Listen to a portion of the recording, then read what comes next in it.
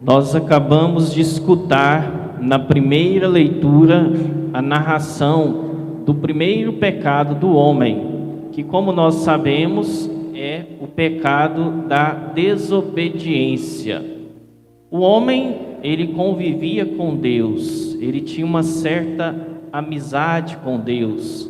Deus falava com o ser humano como um amigo, caminhava com o homem como um amigo. E Deus então lhe coloca num paraíso terrestre, onde ele tem tudo que é necessário para o seu sustento e para a sua felicidade. Mas Deus quer testar esse amor. Deus quer ver se realmente o homem o ama ou se ele tem apenas um certo interesse pelo bem-estar que Deus lhe proporcionou.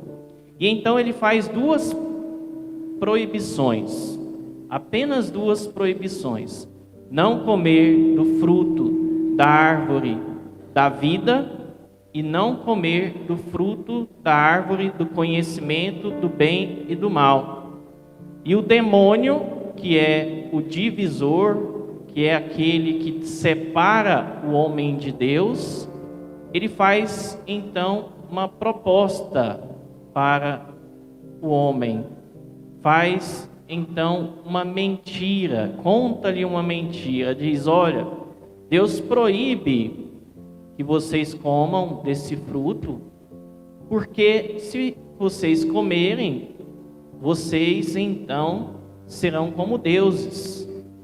E faz então a proposta: comam, e vocês verão o quanto vocês vão ser conhecedores da verdade, do bem, do mal, vocês serão como deuses.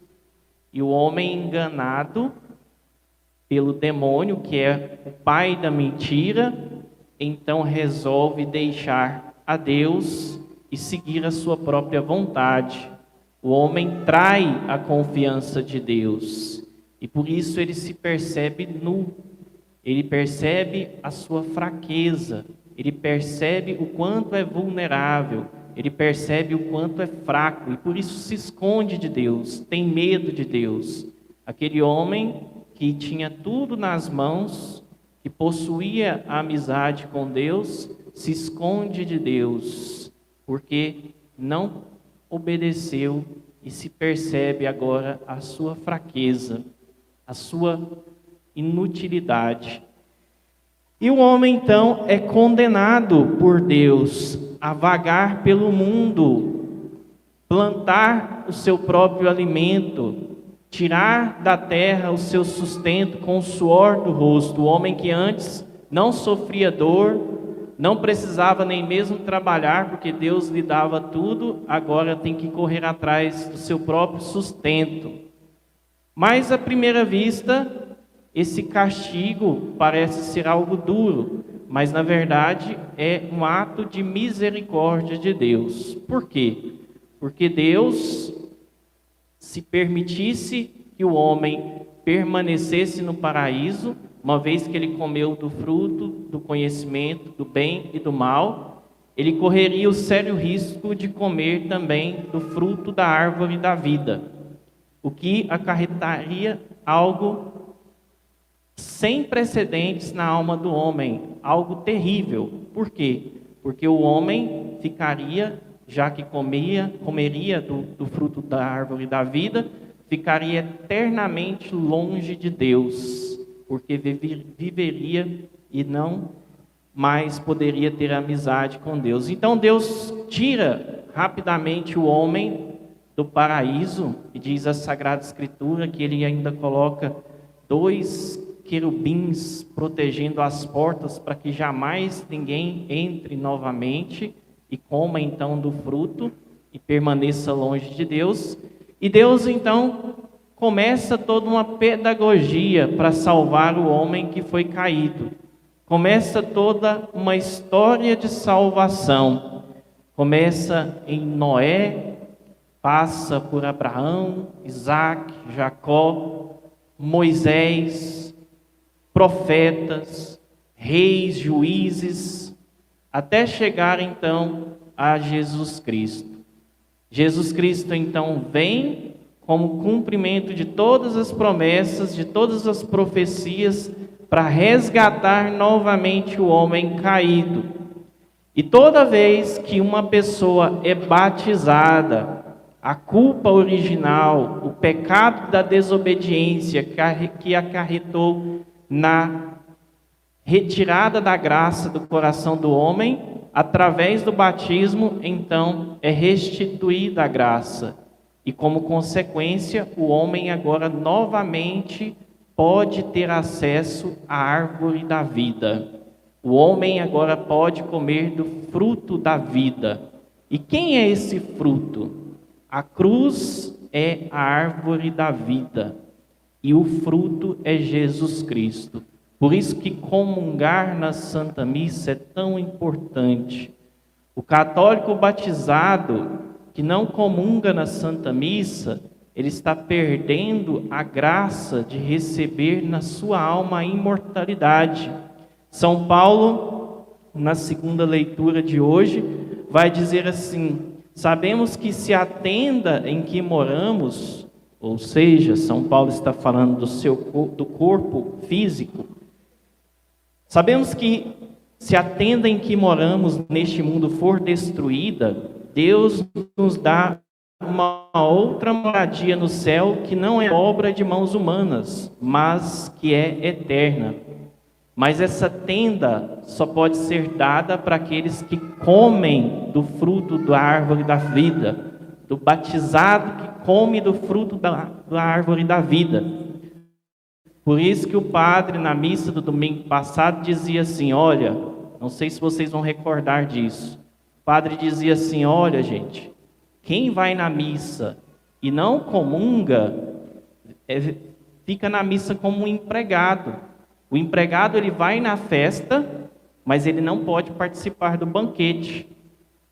Quem vai na missa e comunga, ele participa não mais como um empregado, mas como um convidado, como um filho. Por isso que antes da comunhão, vou repetir mais uma vez o que eu disse domingo passado, o padre diz assim, felizes os convidados para a ceia do Senhor, e não felizes os empregados, porque o empregado não está destinado à herança, o filho sim. Por isso que é tão importante nós comungarmos, mas para que nós comunguemos precisamos estar preparados. Por isso que São Paulo diz assim, quem comunga do corpo e do sangue de Cristo de maneira despreparada, está comungando a sua própria condenação. Então não basta dizer assim, o padre falou que eu tenho que comungar, eu vou comungar, mas nunca me confesso, nunca peço perdão dos meus pecados, nunca vou, então, no sacramento da confissão pedir misericórdia. Então, comunga a sua própria condenação. Mas os filhos se preparam, os filhos, eles se purificam antes da festa, eles estão com uma veste bonita, nova, limpa para ir à festa, e então podem participar do banquete. Jesus então é esse fruto da árvore da vida, que os filhos podem consumir e receber então a salvação eterna. E Jesus quer que nós anunciemos essa mensagem para todo mundo. No Evangelho de hoje, Jesus Cristo está feliz, está contente, porque muita gente está acolhendo a palavra de Deus. Muita gente está indo até Jesus ouvir a palavra de Deus, para fazer a vontade de Deus.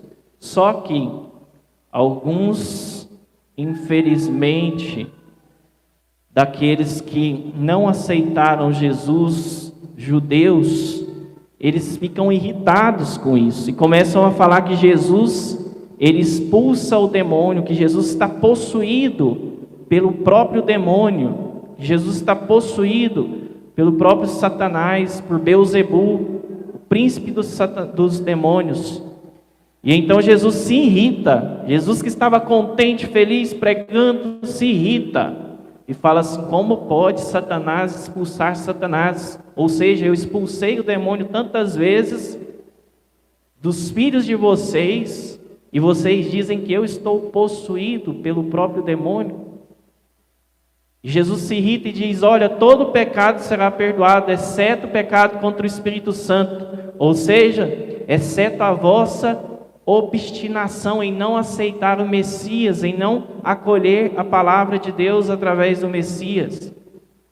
A obstinação é o pecado contra o Espírito Santo, é a grande blasfêmia contra o Espírito Santo. Então Jesus se irrita e exorta a estes a não blasfemarem contra o Espírito de Deus. Nós também somos mensageiros nesse mundo e devemos ficar embriagados do Espírito Santo e levar a mensagem de Cristo de salvação. Por quê? Porque uma vez que Adão e Eva foi dispersa pelo mundo, muitos filhos se desenvolveram durante a história e toda a humanidade tem que ouvir a palavra de Deus e retornar ao jardim. E a mensagem que Jesus nos passou através da sua vinda no mundo e que nós conhecemos através da igreja é uma mensagem para não ficar dentro da igreja, mas é uma mensagem para ser levada àqueles que estão ainda dispersos pelo mundo. Por isso que é tão importante nós sermos cristãos no mundo. Sermos cristãos onde nós estivermos e não ter medo de anunciar a Jesus Cristo e a verdade, porque nós temos essa missão. E se as pessoas não acolherem e disserem que talvez nós estamos ficando loucos, possuídos pelo demônio, como Jesus foi chamado, lembremos dessa mensagem de hoje.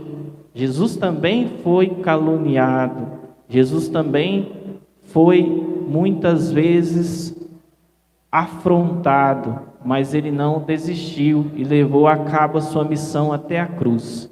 Que nós possamos então anunciar a Jesus.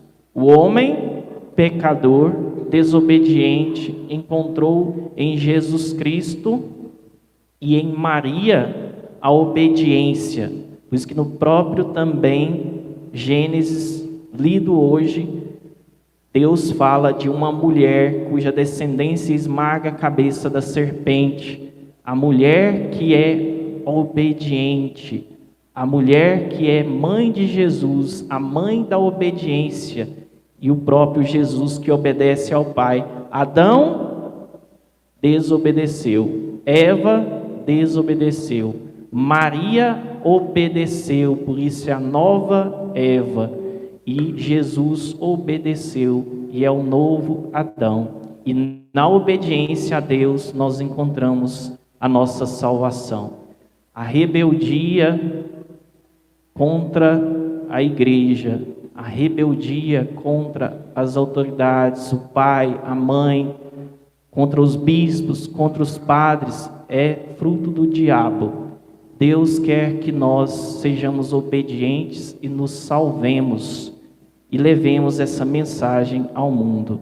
Que nós possamos então acolher Jesus Cristo através da Eucaristia, vestindo as vestes novas da salvação que vem através do batismo e do sacramento da purificação, que é o sacramento da penitência, para que sejamos então introduzidos no mistério de Cristo, comendo da árvore da vida e vivamos eternamente com Deus.